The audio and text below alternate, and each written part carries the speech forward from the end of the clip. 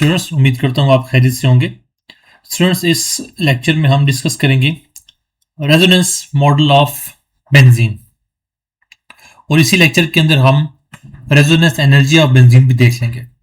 I am planning कि आपकी जो वन शॉर्ट वीडियोस हैं वो नेक्स्ट वीक से शुरू कर दूं ताकि आपका पूरा जो चैप्टर है वो एक ही फ्लो में आपका हो जाए।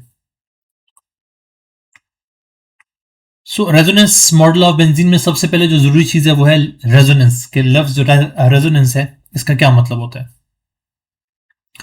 इसके दो मतलब हैं, एक फिजिक्स में है और एक जो है वो केमिस्ट्री में। फिजिक्स वाला जो है वो बेसिकली क्या होता है कि जब दो चीजें एक दूसरे के मुताबिक अरेंज हो जाएं उसे हम कहते हैं रेजोनेंस।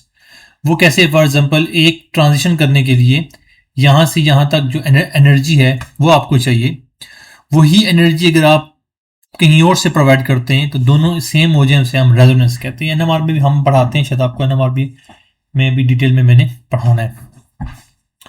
सो कोई भी मॉलिक्यूल रेजोनेंस शो कर सकता है अगर उसका जो लिविंग स्ट्रक्चर है वो एक से ज्यादा हो। अब ये लिविंग स्ट्रक्चर क्या चीज होती है? ये डॉट एंड क्रॉस जो आप शो करते होते थे स्ट्रक्चर, इस तरह के डॉट डॉट लगा के, ये जो स्ट्रक्चर थे ये आपके पास लिविंग स्ट्रक्चर थे जिसमें इलेक्ट्रॉन्स को डॉट या क्रॉस से जो है ना वो आप शो करते थे। अगर एक से ज्यादा स्ट्रक्चर इसके बन रहे हों तो उस केस में आपके रेजोनेंस होती है। अब ये एक से ज्यादा कैसे बनते हैं वो मैं आपको बताता हूं। तो रेजोनेंस क्या है? डीलोकलाइजेशन ऑफ इलेक्ट्रॉन पेयर्स है across atoms in molecule. Delocalization का मतलब कि इलेक्ट्रॉन एक जगह नहीं, अपनी जगह बदल रहे हैं, मूव कर रहे हैं। यानी कि वो क्या क्या कर रहे हैं, एक जगह से दूसरी जगह मूव कर रहे हैं। अब बेंजीन के अगर हम स्ट्रक्चर को देखें तो यहां पे जो बॉन्ड है कार्बन कार्बन का वो है सिंगल बॉन्ड। यहां पे जो बॉन्ड है वो क्या है? Double bond. ये डबल बॉन्ड के इलेक्ट्रॉन वहां से ट्रांसफर होकर यहां भी आ सकते हैं। यानी कि इसको मैं बजाय इसके कि दो इधर पेयर रखूं, दो पेयर में इधर कर लेता हूं और एक पेयर इधर इधर कर देता हूं, तो वो क्या बनेगा? वो बनेगा इसका रेजोनेंस स्ट्रक्चर बन जाएगा। यानी कि दो पॉसिबल जो है वो स्ट्रक्चर्स बनते हैं।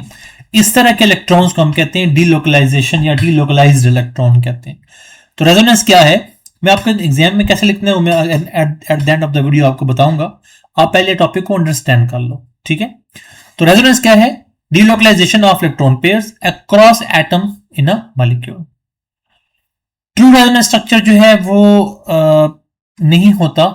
रेजोनेंस स्ट्रक्चर मिलके एक हाइब्रिड स्ट्रक्चर बनाते हैं, उनको हम कहते हैं। फॉर एग्जांपल, एक रेजोनेंस स्ट्रक्चर इसका बेंजीन का ये है जो यहां पे शो किया हुआ है। एक और रेजोनेंस स्ट्रक्चर होगा जिसमें ये इलेक्ट्रॉन यहां पे आएंगे, ये इलेक्ट्रॉन यहां पे आएंगे, ये इलेक्ट्रॉन यहां पे आएंगे, तो वो और ये दोनों स्ट्रक्चर कहलाएंगे रेजोनेंस स्ट्रक्चर।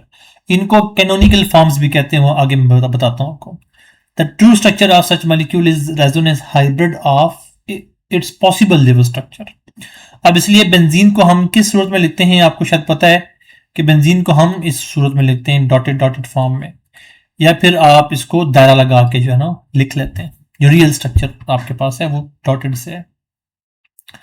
सो जो भी पॉसिबल लिविंग स्ट्रक्चर्स होंगे किसी भी मॉलिक्यूल्स के, उनको रेजोनेंस कंट्रीब्यूटिंग स्ट्रक्चर्स या फिर कैनोनिकल फॉर्म्स कहते हैं या कैनोनिकल स्ट्रक्चर्स कहते हैं, ठीक है?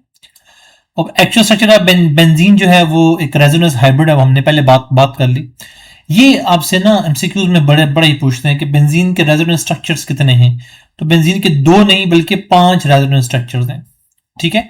कैक्यू स्ट्रक्चर तो आपके पास आपको पता है, लेकिन एक और possibility of pairing of electron भी है कि ये जो इलेक्ट्रॉन्स है वो यहां पे आए और वो इलेक्ट्रॉन सीधे सम में ट्रांसफर हो जाए नेक्स्ट। तो अब ये इसको कैसे हम आइडेंटिफाई करेंगे डाइवर्स स्ट्रक्चर को? इसको नंबर दें 1 2 3 4 5 6। अगेन इसको नंबर दें 1 2 3 4 5 6। इसको नंबर दें 1 2 3 4। तो ये जो पोजीशन नंबर आप कहें 1 4, पोजीशन 2 5 और पोजीशन नंबर जो है वो 3 6 पे जो बॉन्ड बने हैं, ये बॉन्ड जो है वो वे भी रेजोनेंस स्ट्रक्चर है। ऑल्दो ये इसकी कंट्रीब्यूशन माइनर है but they are the resonance structure of benzene, possibilities की भी है। सो ये जो स्ट्रक्चर बने हैं बेंजीन के ये कहलाते हैं रेजोनेंस स्ट्रक्चर। क्यों भाई ये रेजोनेंस स्ट्रक्चर क्यों कहलाते हैं? क्योंकि इसमें इलेक्ट्रॉन्स जो हैं वो क्या क्या कर रहे हैं, डीलोकलाइज हो रहे हैं। अब यहां पे जो इलेक्ट्रॉन्स हैं, ये इलेक्ट्रॉन मूव करके इधर आएंगे, ये इलेक्ट्रॉन मूव करके इधर आएंगे, ये इलेक्ट्रॉन मूव करके इधर आएंगे, तो फिर ये स्ट्रक्चर बन जाएगा। इस स्ट्रक्चर में ये इलेक्ट्रॉन मूव करके इधर आएंगे, ये इलेक्ट्रॉन मूव करके इधर आने थे लेकिन ये मूव करके सीधा चले गए सामने, तो ये वाला स्ट्रक्चर जो है वो आपके पास बन गया। अब इस स्ट्रक्चर में क्या होगा, इस स्ट्रक्चर में भी अगेन यही पॉसिबिलिटी होगी कि ये वाले इलेक्ट्रॉन मूव करके यहां आएंगे, ये वाले इलेक्ट्रॉन मूव करके वहां जाएंगे और वो वाले इलेक्ट्रॉन मूव करके इधर आ जाएंगे। तो ये पॉसिबिलिटी बनेगी, जिस पॉसिबिलिटी की बेस पे आपका ये स्ट्रक्चर बनेगा। सिमिलरली ये वाला स्ट्रक्चर बनेगा। तो ये ओवरऑल अगर देखा जाए इन पांचों स्ट्रक्चर का जो रेजोनेंस हाइब्रिड है वो ये वाला मॉलिक्यूल है, रेजोनेंस हाइब्रिड ऑफ बेंजीन। सो अगर देखा जाए तो रेजोनेंस एनर्जी जो है ना वो बड़ा इंपॉर्टेंट टॉपिक है, बहुत ही इंपॉर्टेंट टॉपिक है। और इसमें एमसीक्यूज पॉइंट ऑफ व्यू से भी और short question point of view से भी रेजोनेंस एनर्जी इंपॉर्टेंट है। So difference in energy between benzene molecule and hypothetical 135 cyclohexatriene. Sir ये बड़ा कंफ्यूज करता है कि हाइपोथेटिकल मॉलिक्यूल क्या है। देखो सिंपल सी बात है, आप एक एफएससी के स्टूडेंट हैं, एफएससी प्री मेडिकल के स्टूडेंट हैं, एफएससी प्री मेडिकल के स्टूडेंट एक और स्टूडेंट आपके साथ है। अब वो प्री मेडिकल का है या नहीं हम कैसे डिफाइन करें? उससे पूछेंगे अच्छा तुम जो है वो सब्जेक्ट कौन सा पढ़ते हो? केमिस्ट्री पढ़ता हूँ। अच्छा आप केमिस्ट्री पढ़ते हैं, इसका मतलब है या आप इंजीनियरिंग से होंगे या आप मेडिकल से होंगे। अच्छा आप बायोलॉजी पढ़ते हैं या मैथ पढ़ते हैं? वो कहते हैं जी कि मैं मैथ पढ़ता हूँ, तो वो फिर इंजीनियरिंग से हो जाएगा। तो हाइपोथेटिकल आप कंसिडर करते हैं कि ये अगर कंडीशन हो तो ये मॉलिक्यूल जो है वो ऐसे बिहेव करेगा। फॉर एग्जांपल सिंपल सी बात है, आपको जो ये वाला स्ट्रक्चर है, बल्कि यहां पे हम इसको देख लेते हैं। आपको पता है कि एक बॉन्ड जो अगर आपके पास हो साइक्लोहेक्सीन बनता है, दो बॉन्ड हो साइक्लोहेक्सेन बनता है, साइक्लोहेक्साडाइइन बनता है, तीन हो तो साइक्लोहेक्साट्राइन बनता है। तो आप कहते हैं कि अगर एक बॉन्ड हो तो इसको कोई ना कोई जो एनर्जी है, बॉन्ड एनर्जी, या फिर इसको आप यहां पे अगर हाइड्रेशन दो क्या कहते हैं सॉरी वाटर ऐड करो तो हीट ऑफ हाइड्रोजनेशन जो होगी एक बॉन्ड के लिए जो होगी वो दो बॉन्ड के लिए भी होगी, दो बॉन्ड के लिए क्या हो जाएगी डबल, तीन बॉन्ड के लिए क्या होनी चाहिए ट्रिपल। तो ये हाइपोथेटिकल का लफ्ज इसलिए इस्तेमाल करते हैं क्योंकि ये तीन बॉन्ड पे प्रेडिक्ट की जा रही है, ठीक है। तो इसलिए इसको हम कहते हैं हाइपोथेटिकल मॉलिक्यूल। तो difference in energy between benzene molecule जो कि ओरिजिनल है एंड हाइपोथेटिकल 1,3 साइक्लोहेक्साट्राइन वो क्या कहलाता है? Resonance energy. इसकी एक बहुत अच्छी डेफिनेशन है। एक और अच्छी डेफिनेशन और भी है कि difference between the actual value of benzene and the calculated value of benzene is called the resonance energy, ठीक है। अब एक्चुअल वैल्यू किसकी जी? एनर्जी की। किस एनर्जी की? हीट ऑफ हाइड्रोजनेशन की। अगर आप वो लिखना चाहें तो आप लिख सकते हैं। आपकी बुक को हम ज्यादा फॉलो कर रहे हैं क्योंकि आपका थोड़ा बहुत जो है ना वो बुक ओरिएंटेड एग्जाम्स होते हैं। Difference in energy between benzene and hypothetical molecule. अब ये एनर्जी क्यों है जी? एनर्जी का डिफरेंस क्यों आ रहा है? होना और चाहिए था। ये डिफरेंस की वजह से बेंजीन जो है ना वो क्या होती है? एक्स्ट्रा स्टेबल होती है। सिंपल रूल याद रखना स्टेबिलिटी का, जितनी एनर्जी कम होगी किसी भी सिस्टम के अंदर उतना ही वो सिस्टम जो है वो क्या होगा? स्टेबल होगा। फॉर एग्जांपल एक बहुत ही कमजोर सा स्टूडेंट है, उसे कोई आके जो है ना वो मारता है तो आगे से वो उसके ऊपर अटैक नहीं करता। क्यों? क्योंकि उसे पता है कि मैं आगे कमजोर हूं तो इस बला से मार खानी है मैंने। लेकिन अगर कोई बहुत जो है वो एनर्जी वाला बंदा है तो जितना ज्यादा एनर्जी वाला होगा वो क्या होगा कि अच्छा तुमने मुझे हाथ कैसे लगाया, वो फिर अनस्टेबल होगा, वो फटाफट लड़ना शुरू हो जाएगा। दूसरे वाला जो स्टेबल होकर चुप करके साइड पे बैठा रहेगा। So the energy indicated the extra stability of benzene due to delocalization of pi electrons.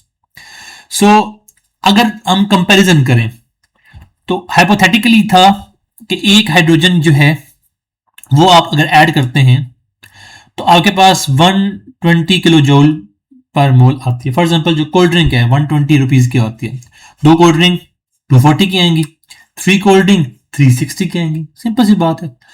तो इसी बेस पे उन्होंने कहा कि एक बॉन्ड के अंदर हाइड्रोजन ऐड करने से जो खर्चा हो रहा है वो हो रहा है 120 का, दो बॉन्ड का 240 का होता है, तो तीन बॉन्ड का जो खर्चा हो रहा है वो होना चाहिए 360 का किलो जूल पर मोल।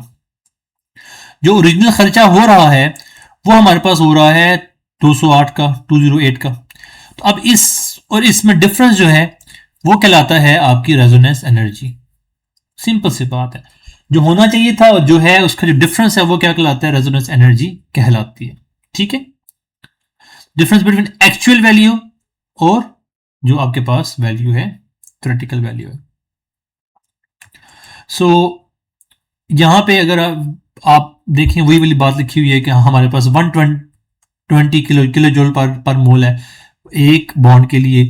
जब हम तीन बॉन्ड के लेके आते हैं तो वो 360 होनी चाहिए, लेकिन जब हम इसको कैलकुलेट करते हैं तो वो आता है 208, जिसका हमने जो डिफरेंस फाइंड किया है वो डिफरेंस हमारे पास आता है 152 किलो जूल पर मोल, जो कि हमारे पास वैल्यू है रेजोनेंस एनर्जी की। ठीक है, अब असल सवाल आता है कि कैसे इस क्वेश्चन को अटेम्प्ट करना है एग्जाम के अंदर।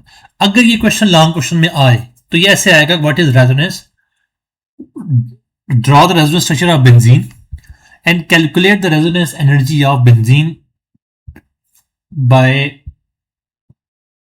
कंपैरिजन मेथड, ऐसे भी कह सकता है, या फिर डायरेक्ट वो आपके पास आपसे रेजोनेंस एनर्जी और आपसे बेंजीन के बारे में पूछ लेगा।